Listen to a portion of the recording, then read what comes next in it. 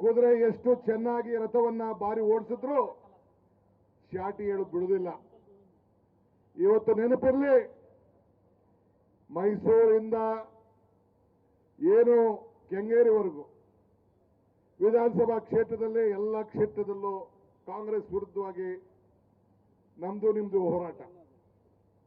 ಕೆಲವು ನಾವು ಗೆದ್ದಿದ್ದೇವೆ, ರಾಮನಗರ ಗೆದ್ದಿದ್ದೇವೆ, ಚನ್ನಪಟ್ಟಣ ನೀ ಗೆದ್ದಿದ್ಯಾ, ಮಂಡ್ಯ ಗೆದ್ದಿದ್ದೇವೆ, ಮದ್ದೂರು ಗೆದ್ದಿದ್ದೇವೆ, ಶ್ರೀರಂಗಪಟ್ಟಣ ಗೆದ್ದಿದ್ದೇವೆ, ಮಳವಳ್ಳಿ ಗೆದ್ದಿದ್ದೇವೆ, ಕನಕಪುರ ಗೆದ್ದಿದ್ದೇವೆ.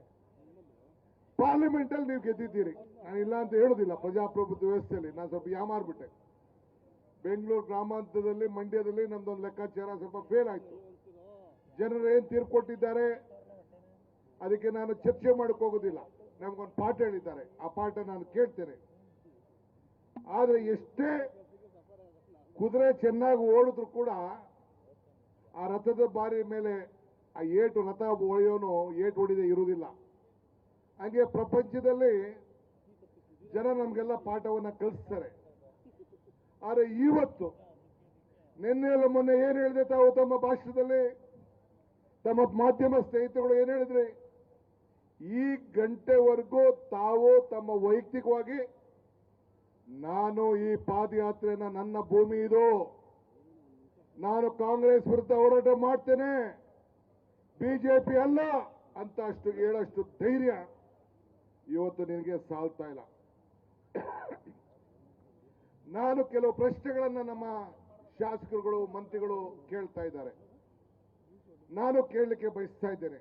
ನನಗೆ ಗೊತ್ತಿದೆ ತಾವು ಸೆಂಟ್ರಲ್ ಗವರ್ಮೆಂಟ್ ಮಿನಿಸ್ಟರ್ಗಳನ್ನ ಭೇಟಿ ಮಾಡಿ ಏನೇನು ಪಟ್ಟಿ ಕೊಟ್ಟಿದ್ದೀರಿ, ಡಿ ಕೆ ಶಿವಕುಮಾರ್ ಕುಟುಂಬದ ಆಸ್ತಿ ಏನು, ಸಿದ್ದರಾಮಯ್ಯನವ್ರದ್ದು ಏನು ಅಂತ ಹೇಳಿ ಏನು ನೀವೆಲ್ಲ ಏನು ಇಷ್ಟು ಪಟ್ಟಿಯನ್ನ ಲೆಕ್ಕಾಚಾರ ಹಾಕಿ ಎಲ್ಲೆಲ್ಲಿ ನಮ್ಮ ಆಸ್ತಿ ಏನಿದೆ ಅಂತ ಹುಡುಕಿ ಹುಡುಕಿ ಹುಡುಕಿ ಪಾಪ ಕೊಟ್ಟಿದ್ದೀರಿ. ಬಹಳ ಸಂತೋಷ. ಇದಕ್ಕೆಲ್ಲ ಸಿದ್ಧನಾಗಿದ್ದೇನೆ, ಎಲ್ಲ ಉತ್ತರವನ್ನು ಕೊಡಲಿಕ್ಕೆ ಸಿದ್ಧನಾಗಿದ್ದೇನೆ. ಈ ರಾಮನಗರ, ಈ ಚನ್ನಪಟ್ಟಣ, ಈ ಮಾಗಡಿ, ಏನು ಈ ಕನಕಪುರ ಯಾರ್ದು? ನಮ್ಮ ಭೂಮಿ. ಬೆಂಗಳೂರು ಜಿಲ್ಲೆ ಹೋಗಿ ಬೆಂಗಳೂರು ಗ್ರಾಮಾಂತರ ಆಯ್ತು, ಬೆಂಗಳೂರು ಗ್ರಾಮಾಂತರ ಹೋಗಿ ಬೆಂಗಳೂರು ನಗರ ಆಯ್ತು, ಬೆಂಗಳೂರು ಅನೇಕ ಭಾಗಗಳಾಯ್ತು. ನಮ್ಮ ಸ್ವಾಭಿಮಾನವನ್ನ ನಾವು ಬಿಟ್ಕೊಳ್ಳಿಕ್ಕೆ ನಾವು ತಯಾರಿಲ್ಲ. ನಾವು ರಾಮನಗರ ತಾಲೂಕಿನ ಮಹಾಜನತೆ, ನಾವು ಚನ್ನಪಟ್ಟಣ ತಾಲೂಕಿನ ಮಹಾಜನತೆ, ಕನಕಪುರದ ಮಹಾಜನತೆ, ಮಾಗಡಿ ಮಹಾಜನತೆ. ಕೆಂಪೇಗೌಡ ಕಟ್ಟಿದ್ರು, ಸಿದ್ಧಗಂಗಾ ಸ್ವಾಮಿಗಳು, ಶಿವಕುಮಾರ ಸ್ವಾಮಿಗಳು ಜನ್ಮ ತಾಳಿದ್ರು. ಶಿವಕುಮಾರ ಸ್ವಾಮಿಗಳ ಜೊತೆಗೆ ಬಾಲಗಂಗಾಧರ ಸ್ವಾಮೀಜಿಯವರು ಕೂಡ ಇದೇ ಭಾಗದಲ್ಲಿ ಜನ್ಮ ತಾಳಿದ್ರು. ಅಂತ ಒಂದು ಪುಣ್ಯ ಭೂಮಿ.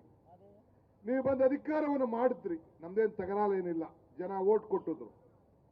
ಆದರೆ ಇಲ್ಲೇ ಈ ದೇಶದ ಪ್ರಧಾನಮಂತ್ರಿ ಆದಂತಹ ಸ್ಥಾನದಲ್ಲಿ ಮತ್ತೆ ಸಿಎಂ ಲಿಂಗಪ್ಪನವರು ಗೆದ್ದಿದ್ದು ಇತಿಹಾಸವನ್ನ ಯಾರು ಕೂಡ ಬದಲಾವಣೆಯನ್ನ ಮಾಡಲಿಕ್ಕೆ ಸಾಧ್ಯ ಇಲ್ಲ. ಹಂಗೆ ಜನ ಏನ್ ಬೇಕಾದ್ರೂ ತೀರ್ಮಾನವನ್ನು ಮಾಡಲಿಕ್ಕೆ ಅವಕಾಶ ಇದೆ.